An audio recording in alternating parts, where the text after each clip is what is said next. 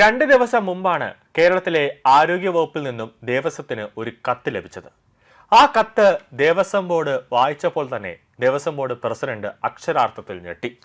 അങ്ങനെ ആ കത്ത് മാധ്യമങ്ങൾ വഴി പുറത്തേക്ക് വന്നപ്പോൾ ജനങ്ങളും സർക്കാരും ഞെട്ടി, കൂടെ ആരോഗ്യമന്ത്രി മുരളീധരനും ഞെട്ടി.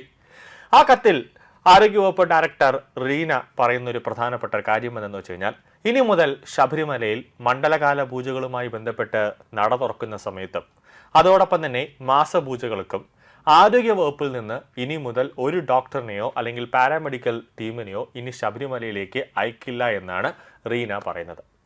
റീനയുടെ ഈ കത്ത്, അതായത് ആരോഗ്യവകുപ്പ് ഡയറക്ടറുടെ ഈ കത്ത് പുറത്തു വന്നതോടെ സർക്കാരും അതോടൊപ്പം തന്നെ അയ്യപ്പ ഭക്തരും അക്ഷരാർത്ഥത്തിൽ ഞെട്ടി. കാരണം ശബരിമലയിൽ ഈ ഉത്സവം നടക്കുന്ന സമയം അല്ലെങ്കിൽ നട തുറക്കുന്ന സമയത്താണ് ഡോക്ടർമാരുടെ ഒരു സേവനം ഉണ്ടാവുന്നത്. അവിടെ ഡോക്ടർമാരുടെ ഒരു സേവനം എന്ന് പറയുന്നത് നമുക്ക് ഒഴിവാക്കാൻ പറ്റാത്ത ഒരു സേവനമാണ്. കാരണം ഈ സാധാരണ അമ്പലങ്ങളിൽ ദർശനം നടത്തുന്നത് പോലെയല്ല ശബരിമല എന്ന് പറയുന്നത്. അയ്യപ്പനെ കാണണമെങ്കിൽ മല കയറി തന്നെ പോകണം. അപ്പോൾ മല കയറുന്ന ഏതൊരു അയ്യപ്പ ഭക്തനെയും സംബന്ധിച്ചിടത്തോളം സ്വാഭാവികമായിട്ടും ഈ ശാരീരികമായ അസ്വസ്ഥതകളുണ്ടാകാം, ശാരീരികമായ ബുദ്ധിമുട്ടുകളുണ്ടാകാം. ചിലപ്പോൾ മല കയറി പോകുന്ന സമയത്ത് കുഴഞ്ഞു വീഴാം, അല്ലെങ്കിൽ ശരീരം തളർന്നു പോകാം, അല്ലെങ്കിൽ ഒരു ഹാർട്ട് അറ്റാക്ക് ഉണ്ടാകാനുള്ള സാധ്യതയുണ്ട്. അപ്പോൾ എമർജൻസി ആയിട്ട് ഓരോ സ്പോട്ടിലും ഓരോ മല കയറുമ്പോഴും ഓരോ എഡ്ജിലും ആരോഗ്യവകുപ്പിൻ്റെ ഒരു സേവനം അത്യാവശ്യമാണ്. അതുകൊണ്ട് തന്നെയാണ് ആരോഗ്യവകുപ്പ് ഉദ്യോഗസ്ഥർ 24 മണിക്കൂറും അവിടെ ഉത്സവ സമയങ്ങളിൽ ജാഗ്രതയായിട്ട് നിൽക്കുന്നത്.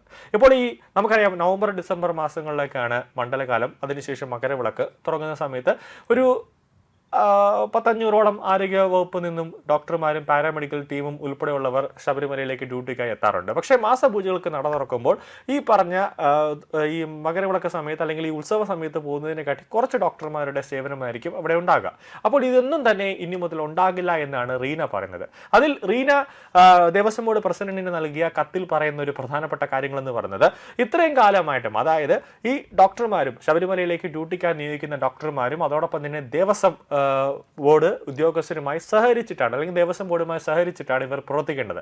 അപ്പോൾ ഇത്രയും കാലമായിട്ട് ഡോക്ടർമാർക്ക് അവിടെ ശബരിമലയിൽ എത്തുമ്പോൾ അവർക്ക് താമസ സൗകര്യമോ അല്ലെങ്കിൽ ഭക്ഷണമോ അല്ലെങ്കിൽ യാത്രാബന്ധ ഉൾപ്പെടെയുള്ള ഒരു സൗകര്യവും ദേവസ്വം ബോർഡിന്റെ ഭാഗത്ത് നിന്നും ഉണ്ടാകുന്നില്ല. അതുകൊണ്ട് തന്നെ ഇനി നമ്മൾ ഡോക്ടർമാരെ വിട്ടുതരില്ല എന്നൊരു നിയമമാണ് ധരിക്കുന്നത്. സ്വാഭാവികമായി ഈ ശബരിമല എന്ന് പറയുമ്പോൾ കേരളത്തിൽ നിന്ന് ഉള്ള തീർത്ഥാടകർ മാത്രമല്ല പോകുന്നത്, നമ്മുടെ സംസ്ഥാനങ്ങളിൽ നിന്നടക്കം വിവിധ സംസ്ഥാനങ്ങളിൽ നിന്നടക്കം അയ്യപ്പ ഭക്തർ ശബരിമലയിലേക്ക് ദർശനത്തിനായി എത്തുന്നു. അപ്പോൾ ഇങ്ങനൊരു വലിയൊരു തീരുമാനമെടുക്കുമ്പോൾ സ്വാഭാവികമായിട്ടും കേരളത്തിന്റെ മുഖ്യമന്ത്രി അല്ലെങ്കിൽ കേരളത്തിന്റെ ചീഫ് സെക്രട്ടറി അല്ലെങ്കിൽ സ്വന്തം വകുപ്പിലെ മന്ത്രിയോട്, ആരോഗ്യമന്ത്രിയോടെങ്കിലും ഒരു പ്രാവശ്യമെങ്കിലും ആലോചിക്കണം അല്ലെങ്കിൽ ചർച്ച ചെയ്യേണ്ടത് അനിവാര്യമായിരുന്നു. പക്ഷെ അങ്ങനെയൊന്നും ചർച്ച ചെയ്യാതെ റീന തന്നിഷ്ടപ്രകാരമാണ് ഒരു നടപടി ഇപ്പോൾ എടുത്തത്. അത് സർക്കാരിൻ്റെ പ്രതിച്ഛായയെ തന്നെ തകർക്കുന്ന ഒരു രീതിയിലേക്ക് കാര്യങ്ങൾ എത്തി എന്ന വിലയിരുത്തലിൻ്റെ അടിസ്ഥാനത്തിലാണ് ആരോഗ്യമന്ത്രി തന്നെ റീനയെ തിരുവനന്തപുരത്ത് നിന്ന് നേരെ എറണാകുളത്തേക്ക് തട്ടിയത്. പക്ഷേ ഇതൊരു ചെറിയൊരു ശിക്ഷാ നടപടിയാണ് എന്ന കാര്യത്തിൽ യാതൊരു സംശയവുമില്ല.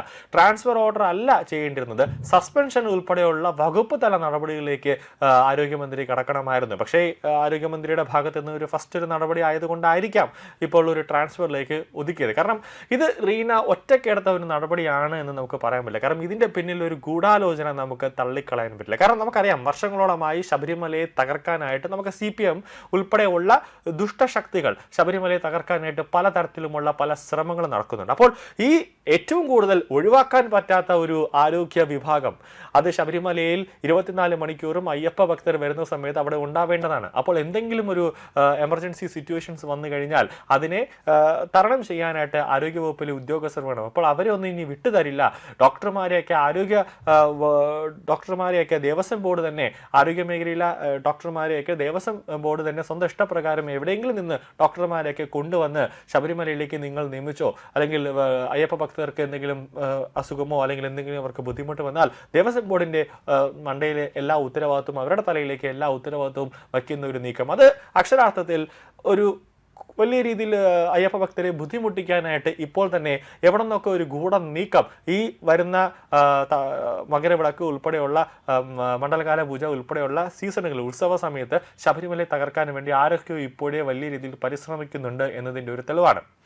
നിലവിൽ റീനയ്ക്ക് ഇപ്പം എറണാകുളത്തേക്കാണ് സ്ഥലമാറ്റം കൊടുത്തത്. അത് ഇപ്പോഴുള്ള വകുപ്പ് അതേപോലെ നിലനിർത്തിക്കൊണ്ടാണ് എറണാകുളത്തേക്ക് വകുപ്പ് മാറ്റിയത്. ഇപ്പോൾ മുരളീധരൻ പറയുന്നത് 3 വർഷം പൂർത്തിയായി, അതുകൊണ്ടാണ് ഇപ്പോൾ സ്ഥലമാറ്റം കൊടുത്തത് എന്നാണ് പറയുന്നത്. പക്ഷേ യഥാർത്ഥത്തിൽ ഈ മന്ത്രിയോടൊന്നും ചർച്ച നടത്താതെ അല്ലെങ്കിൽ ഒരു ഡിസ്കഷൻ നടത്താതെ ഒരു തീരുമാനം എടുത്തതിൻ്റെ പരിണിത ഫലമാണ് റീനയെ ഇപ്പോൾ മാറ്റിയത്. കൂടാതെ റീന ഈ ആരോഗ്യവകുപ്പ് ഡയറക്ടറായി 3 വർഷം ഇരുന്ന സമയത്ത് കാലാവധി അവസാനിച്ചപ്പോൾ അന്ന് ഇടതുപക്ഷ സർക്കാരാണ് ഭരിച്ചത്. പിണറായി മുഖ്യമന്ത്രി എന്ന സമയത്ത് വീണ്ടും നീട്ടി നൽകുകയായിരുന്നു. പക്ഷേ ഈ സമയത്ത് അടുത്ത സർക്കാർ വന്നപ്പോൾ ഒരു അഴിച്ചുപണി, ആ അഴിച്ചുപണി വേണമോ വേണ്ടയോ എന്ന് നോക്കിക്കൊണ്ടിരുന്ന സമയത്താണ് റീന ഈ ഒരു കത്ത് ദേവസ്വം ബോർഡിലേക്ക് അയച്ചത്. അതോടുകൂടി അത് വലിയ രീതിയിലേക്ക് ഒരു വിവാദമായി. പക്ഷേ സംയോജിതമായ ഒരു ഇടപെടൽ, മാന്യമായ രീതിയിലുള്ള ഒരു പെരുമാറ്റം, അതുകൊണ്ടാണ് ആരോഗ്യവകുപ്പ് ആ ഒരു വിവാദം, ആരോഗ്യമന്ത്രി തന്നെ നേരിട്ടിടപെട്ട് ഒരു വിവാദം ഇപ്പോൾ ശമിപ്പിച്ചിരിക്കുന്നത്. എന്തായാലും ശബരിമലയെ തകർക്കാൻ വേണ്ടി റീനയുടെ പിന്നിൽ ആരൊക്കെയോ ഒരു ഗൂഢാലോചന നടത്തുന്നുണ്ട്, അതിനു വേണ്ടി റീനയെ ഉപയോഗിക്കുന്നുണ്ട് എന്ന് വേണം നമുക്ക് അനുമാനിക്കാൻ.